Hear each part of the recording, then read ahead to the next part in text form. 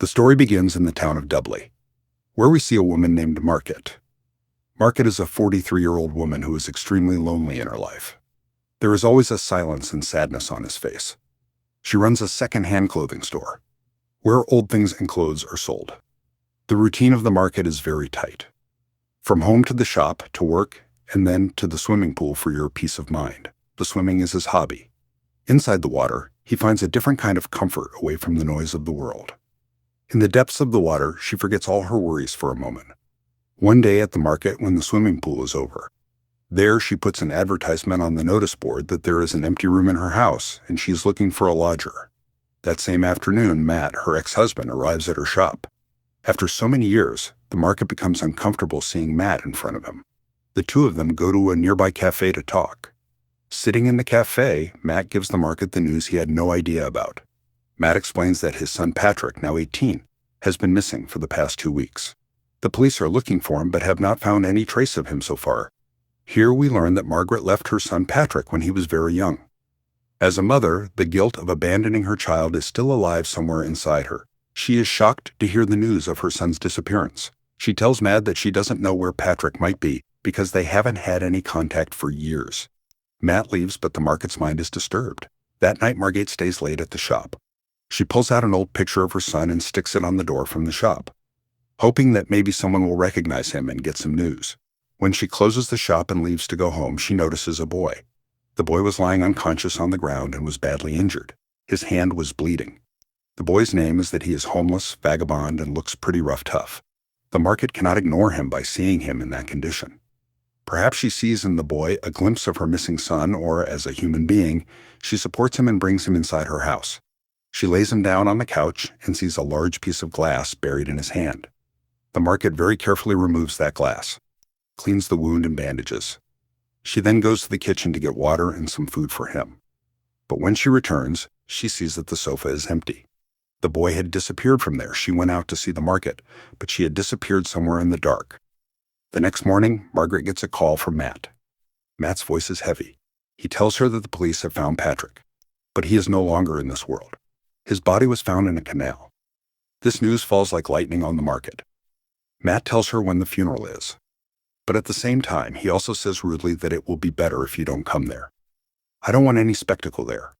Margaret also agrees because she feels that she lost the right to lose her son a long time ago. She hangs up and goes into deep shock. She doesn't cry, she just becomes like a stone. To forget her grief, she goes to the swimming pool again. She lies at the bottom, holding her breath underwater. When she exits the pool, she notices the same boy, Joe, near the locker room.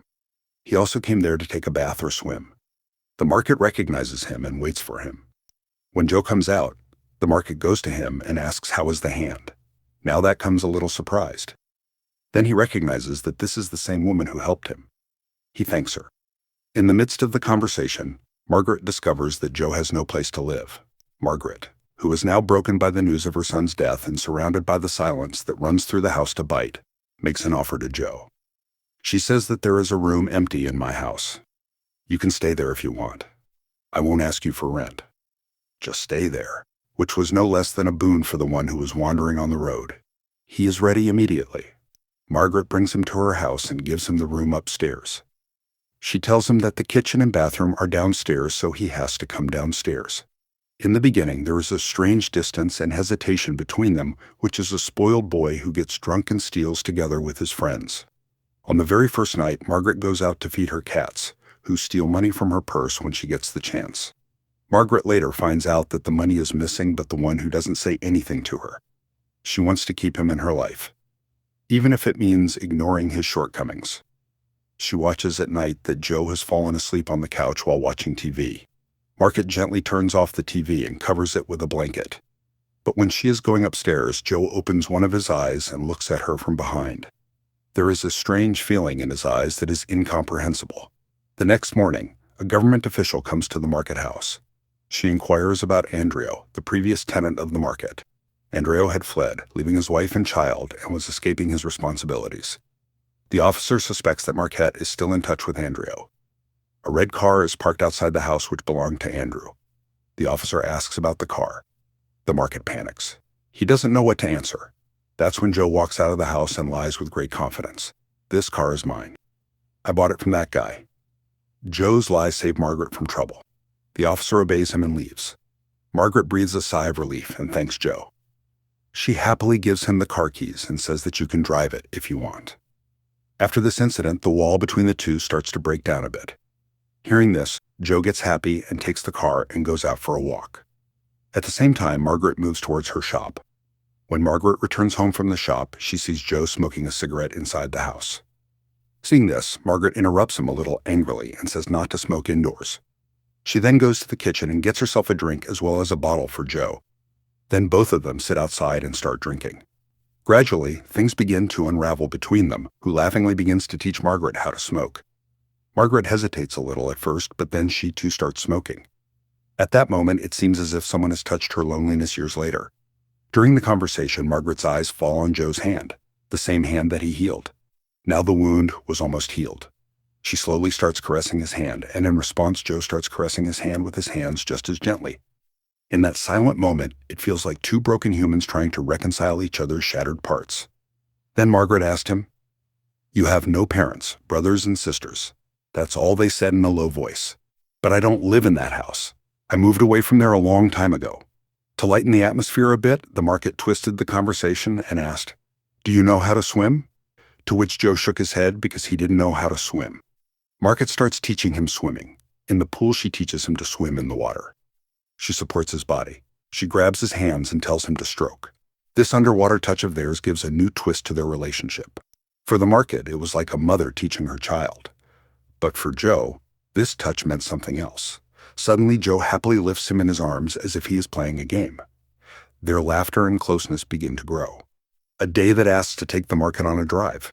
They both go to the beach, away from the city. There they both have fun in the water. Joe tells him to play a game. Breath-holding game.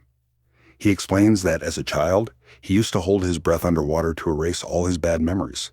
The Market does the same. She drowns in the water and does not come out for a long time because she had an old habit of hiding in the silence of this water, running away from her grief and the noise of the world. Joe panics and pulls him out. At that moment, a deep emotional connection is formed between the two. Whoever comes close to him touches his neck. This touch was very intimate. Marquette understood everything but remained silent because she saw her son in Joe, and also the cure for her loneliness. She just wanted Joe to be with her forever, but it's also another world. He still meets the boys in his gang. They fight on the streets. One day, Mad meets the Market again. He is also troubled by his life and wants to reconnect with the Market. He takes the Market to a hotel and the two sleep together. Marquette was so alone in her son's grief that she thought that perhaps Mathis could share her pain. She came to the hotel with him just in the hope of doing so. But the Market realizes that it no longer has any association with Matt. There is just an emptiness. The next day, Matt arrives at the Market shop. He has some of Patrick's old clothes in his hand. He says it was lying at home. "I thought I'd give it to you." The Market brings those clothes home and tells Joe that you can wear any of these clothes that fit you. One of them wears a shirt. As soon as Margaret sees Joe wearing her dead son's shirt, her heart fills with tears. Joe's stature was exactly like Patrick's. Margaret sees her son standing there. She can't control her emotions and goes back and hugs Joe. She holds him tightly as if she has regained her lost son. Joe doesn't understand why the Market is getting so emotional, but that doesn't separate him. That night, he is not in his room. Market goes to the bathroom looking for her, the one who is sitting in the tub there. He is very upset and depressed. Perhaps he had a fight with his gang members. Margaret kneels beside Batap without saying a word. She picks up the sponge and slowly starts bathing Joe's body. Drops of water and Margaret's touch begin to fill the void inside Joe. Joe remained silent and crossed those boundaries of the body as Margaret's hands slipped along the water's edges. Where between a broken heart and a lost motherhood, something was being born whose name the two did not know. The next day, the Market goes to a friend's charity party. Matt is also present there. Matt is drunk and tries to get close to the Market. That's when Joe comes there with his friends. He gets jealous when he sees Matt with the Market. Matt provokes Joe when he leaves the party. Joe's anger erupts and he lands a powerful punch to Matt's face. Who angrily walks away from there. Market returned home tired, but in the middle of the night, a strange sound came from the room upstairs in her ears. She slowly climbed the stairs, looking through the crack in the door that was with a girl in her room. Almost very close. The Market closed its eyes for the moment. She held her breath and returned to her room without making any noise. The next day, Margaret Barr was lying motionless in the dripping water, but there was a storm brewing in his mind. She had fallen into her own eyes. She felt like she was the worst mother in the world. The weight of Patrick's death felt as heavy as a stone on her chest, and she was sinking into the same guilt. Then Joe came there on tiptoe and quietly sat on the edge of the bath. He didn't ask any questions. Just gently put your hands on Margaret's shoulders. His fingers touched Margaret's neck as if he was applying ointment to her old wounds. Two silent souls were looking for shelter in each other, who, without saying a word, took off their clothes and went into the water. Margaret did not stop him, but glided closer to him in the same water. The breath of both of them began to hold each other, and at that moment the line between grief and desire was erased forever. But the real twist in the story comes when Matt begins to have doubts. Matt discovers that Joe was wearing Patrick's shirt. Her suspicions turn into convictions that Marquette is living with this boy and giving him the place of her son. One night Matt catches up with Joe in a pub. He gets drunk and asks Joe what he wants from the market.